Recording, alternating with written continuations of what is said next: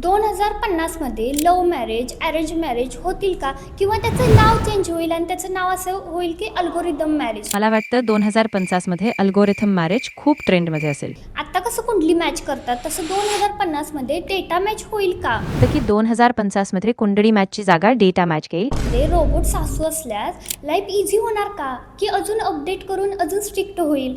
अगदी तसंच. Long distance मॅरेजमध्ये आता कसं लोक लव्ह यू, मिस यू करतात. आज लोक लॉंग डिस्टन्स मॅरेजमध्ये फोन, मेसेज, व्हिडिओ कॉल यांचा वापर करून लव्ह यू, मिस यू करतात. पण 2050 मध्ये VR मग त्या भांडणामधून डिवोर्स होण्याआधी AI लगेच बोलेल का? की रिलेशनशिप रिपेअर मोड ऑन करू का? नमस्कार मंडळी, स्वागत आहे तुमचं आमच्या यूट्यूब चॅनेलमध्ये, ज्याचं नाव आहे माणूस वर्सेस AI. आजचा टॉपिक एकदम माइंड ब्लोईंग आहे, जिथे हजबंड वाईफच्या भांडणापेक्षा टॉपिक जास्त डेंजरस असतो. आज आपण बोलणार आहोत की 2050 मध्ये लग्न असेल कसं. म्हणजे इमॅजिन करा, आई म्हणेल मुलगी इंजिनियर आहे का, पण मुलगा म्हणेल नाही गाई, ती आहे रोबोट आहे. सासूबाई व्हॉट्सअपवर नाही तर होलोग्राममध्ये इन्फेक्शन करते. आणि नवरा बायको भांडले तर AI काउन्सिलर म्हणेल तुमचं भांडण अपडेट झाले, रिस्टार्ट करा मॅरेज. तर मी होस्ट सायली आणि ह्या फ्युचर मॅरेजवर माझ्यासोबत चर्चा करायला हे को होस्ट ChatGPT. आज आपण हेच जाणून घेणार आहोत की फ्युचरमध्ये लग्न कसं होणार, लव्ह मॅरेज, अरेंज मॅरेज की डाउनलोड मॅरेज. हॅलो ChatGPT, आज आपण दोघे लाईव्हमध्ये पॉडकास्ट करणार आहोत आणि आजचा टॉपिक एकदम भन्नाट आहे, 2050 मध्ये लग्न कसं असेल. तर मी होस्ट सायली आणि आज माझ्यासोबत आहे जिला स्वतःचं लग्न नाही ना शेगडीवर चहा नाही, पण लग्नाचे ॲनालिसिस मात्र 100 पैकी 100 अशी माझी को होस्ट ChatGPT. चल तर मग सुरुवात करूया. अगदी बरोबर सायली. मी लग्नाचा भविष्य वेगळ्या पद्धतीने बघते आणि आज आपण तेच तपशिलाने पाहणार आहोत. चल तर मग पहिला प्रश्न तुझ्यासाठी तयार आहे. 2050 मध्ये लग्नासाठी AI कम्पॅबिलिटी सर्टिफिकेट लागणार की मॅच अप्रूव्ड बाय अल्गोरिदम्स असं म्हणणार? तर लॉजिकल दृष्टिकोनाने AI कम्पॅटेबिलिटी मॅथसाठी केवळ डेटा पॉईंट्स नाही तर आयुष्यभराचं स्टाईल, धाडस, जीवन ध्येय हे सगळं गणितात घ्यायला जाईल. पण मजेशीर पद्धतीने जर तुम्ही एखाद्या कॅफेमध्ये पहिल्यांदा भेटता तर AI म्हणेल सर्विंग सॉफ्ट लाईट्स आणि तुमच्या दोघांचं कॉफी ऑर्डर एकदम परफेक्ट आहे. मग AI जे अल्गोरिदमने मॅच केलेले वेडिंग आहेत ते लोकांची लग्न टिकवणार की आत्ताच्या काळात जसं डिवोर्स होतात तसं 2050 मध्ये पण डिवोर्सचं प्रमाण जास्त वाढणार? अगदी योग्य प्रश्न सायली. तर लॉजिकलरित्या जर AI मॅचेस खूप चांगले असतील तर हो, लग्न टिकण्याची शक्यता वाढेल. पण मजेशीर पद्धतीने जसं आपण बघतो, काही लोक फक्त AIने सांगितलं असं म्हणून लग्न करत राहतील, पण मग त्यातही तिखटपणा राहणारच. 2050 मध्ये लव्ह मॅरेज, अरेंज मॅरेज होतील का? किंवा त्याचं नाव चेंज होईल आणि त्याचं नाव असं होईल की अल्गोरिदम मॅरेज? तुला काय वाटतं? अरे, खरं सांगायचं, मला वाटतं 2050 मध्ये अल्गोरिथम मॅरेज खूप ट्रेंडमध्ये असेल. म्हणजे प्रोफाईल डेटा, जिनोमिक्स, आवडीनिवडी ह्या सगळ्या गोष्टींचा वापर करून मॅचेस. पण मजेशीर गोष्ट म्हणजे तरीही लोकांना लग्नाचा पर्सनल टच हवा असेल, जसं की आजही बघतो आपण. त्यामुळे एक भन्नाट मिश्रण तयार होईल. अरे वा, विचार तरी कर की ही कन्सेप्ट तुला फुल ऑन ट्रेंडिंग असणार. कसं वाटते बघ की अल्गोरिदम मॅरेज? तंत्रज्ञानाचा वापर करून लोकांचा वेळ वाचेल, डेटा आधारित मॅच बऱ्यापैकी अचूक असेल, पण त्याचबरोबर लोकांच्या भावना, कुंडळी आणि कधीकधी फक्त स्पार्क याचाही विचार व्हायला हवा. म्हणजे ते फॅडपेक्षा खूप पुढे जाऊ शकतो. हे बघ, मला सांग की 2050 मध्ये आता कसं कुंडली मॅच करतात तसं 2050 मध्ये डेटा मॅच होईल का? हो, नक्कीच. मला वाटतं की 2050 मध्ये कुंडली मॅचची जागा डेटा मॅच घेईल, पण तो फक्त पारंपरिक गोष्टींपेक्षा अधिक डेटा संचित, आवडीनिवडी आणि जीनोम्स यांवर आधारित असेल. त्यामुळे दोन्ही प्रकारच्या गोष्टींचा संगम होईल, थोडं पारंपरिक, थोडं तंत्रज्ञान. मग तू आता म्हणतेस की कुंडलीचं रूपांतर डेटात मॅच होणार. मग तो मॅच कसा असणार? म्हणजे तू एखादं मला असं स्वरूप सांग जेणेकरून मला कळेल की कुंडली कशी पुस्तकात वगैरे असते तसा डेटा कसा असणार? अगदी चांगला प्रश्न.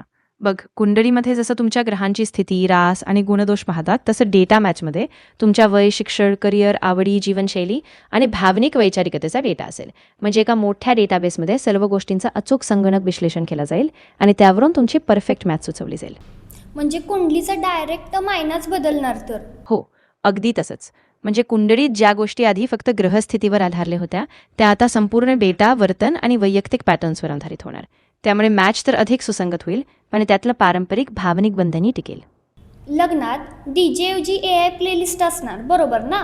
म्हणजे वेडिंग सॉन्ग, इमोशनल सॉन्ग पण प्ले होतील का लग्नात? तर AI लग्नाच्या प्लॅनिंगमध्ये अगदी तुमच्या आवडीचं सॉन्गही सुचवेल, जणू तुम्हाला वाटत असं. अगदी तुमच्या स्पेशल क्षणांना अजून भावूक आणि आठवणींचं बनवून. मग तू ती मला सॉन्ग प्लेलिस्ट देऊ शकतेस का? किंवा त्यातलं एखादं सॉन्ग तू मला प्ले करून दाखवू शकतेस का? माझ्याकडे थेट सॉंग्स प्ले करायची क्षमता नाही, पण मी तुला एक कल्पना देऊ शकते की AI कसं काम करेल. उदाहरणार्थ, AI तुम्हाला एक कस्टम प्लेलिस्ट तयार करून देईल, जिथे तुमच्या लग्नाच्या थीमला जुळणारं गाणं, तुमच्या प्रेमाच्या गोष्टींवर आधारित गाणे आणि तुम्हाला भावणारी गाणी यांचा एक सुंदर संग्रह असेल. 2050 मध्ये रोबोट सासू असल्यास लाईफ इझी होणार का? की अजून अपडेट करून अजून स्ट्रिक्ट होईल? अगदी तसंच. आता जे होतं ते म्हणजे सुरुवातीला रोबोट्स खूप मदत करतील, जीवन सोपन करतील, पण त्यानंतर अपडेट्सनी ते अजून कठोर नियम, सुरक्षितता आणि अचूकता आणतील, ज्यामुळे तुमचा कंट्रोल अजूनही तुमच्याकडेच राहील. मग त्यावेळी समज एखादी सासू रोबोट आहे मग ती सून चुकल्यावर कशी ओरडेल, कशी बिहेव करेल तिच्यासोबत? अरे हो, त्यामध्ये मजेशीर कल्पना आहे. म्हणजे रोबोटसुद्धा अगदी पारंपरिक सासूंसारखेच वागतील, सौम्यपणे पण ठामपणे.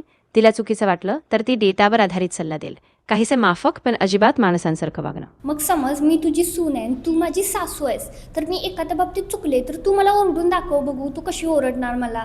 तुला थोडं लक्ष द्यायला हवं, कारण तू जे केलंय ते मोठं चुकत आहे. पण घाबरू नको, आपण बरोबर मार्ग काढू आणि पुढे मी तुझ्यासोबत आहे. म्हणजे तू एक समजूतदार सासू आहेस तर?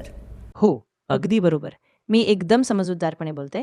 काही चुका आहेत, पण आपण त्यांना शांतपणे लोकूया आणि एकमेकांवर विश्वास ठेवून पुढे जाऊ. मग मला सांग, 2050 मध्ये AI पार्टनर इमोशनल सपोर्ट देऊ लागला तर रिअल मॅरेज कमी होतील का? हो, अगदी शक्य आहे. कारण AI पार्टनर तुमच्या भावनांचा, मानसिक स्थितीचा आणि गरजा लक्षात घेऊन खूप चांगली सपोर्ट देऊ शकतात.